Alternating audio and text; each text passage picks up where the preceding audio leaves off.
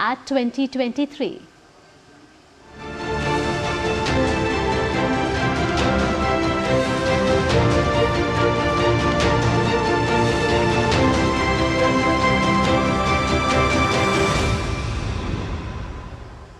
जी हाँ, 2023 को हम अलविदा कह रहे हैं, लेकिन 2023 का साल किसानों के लिए रहा है बेमिसाल।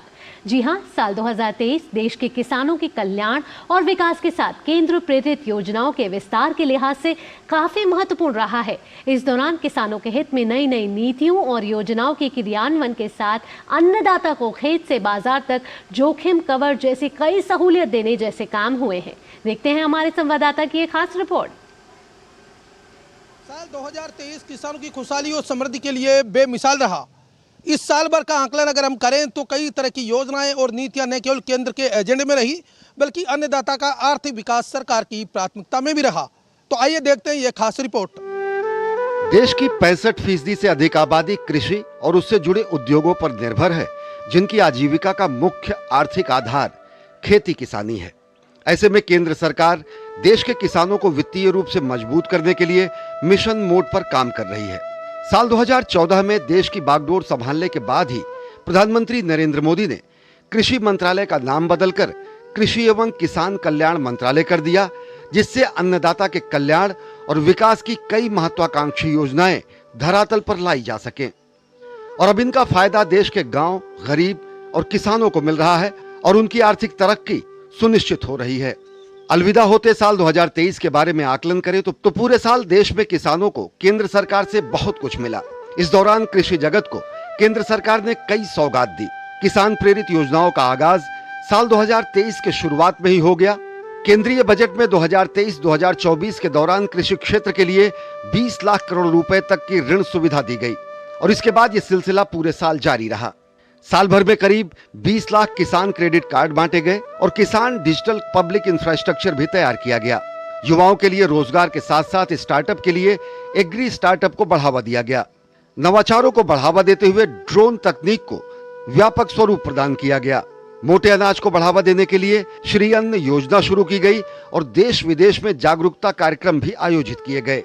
बागवानी की उपज के लिए 2200 करोड़ रुपए से अधिक की राशि आवंटित की गई, जिसका लाभ फल एवं बागवानी से जुड़े किसानों को मिला। श्वेत क्रांति के बाद अब देश नीली क्रांति की ओर अग्रसर है।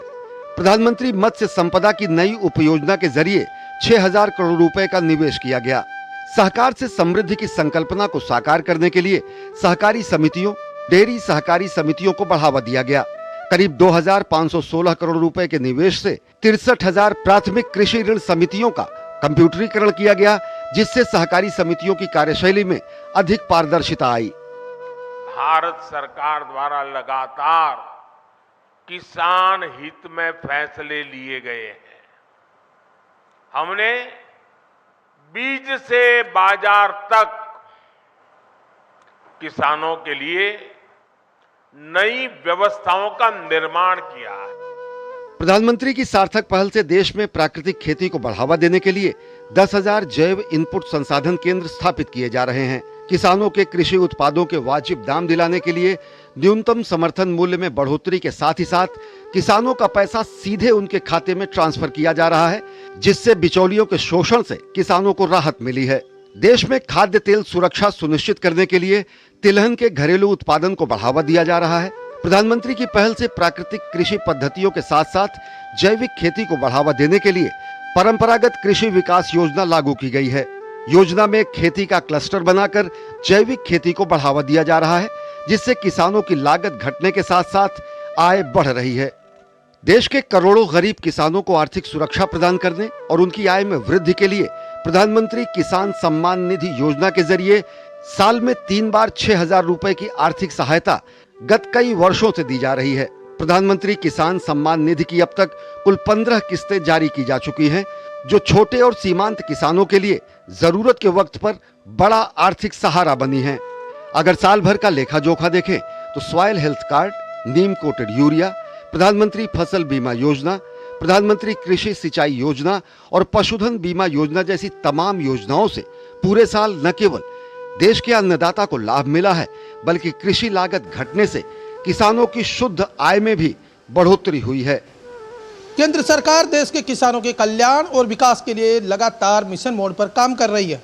यही वजह कि इस साल भर में न केवल अन्नदाता के लिए कई तरह की नई नई नीतियां और योजनाएं सरकार ने बनाई, बल्कि जमीनी स्तर पर इनका बेहतर तरीके से क्रियान्वयन कर अन्नदाता को इनका फायदा दिलाने का काम भी किया।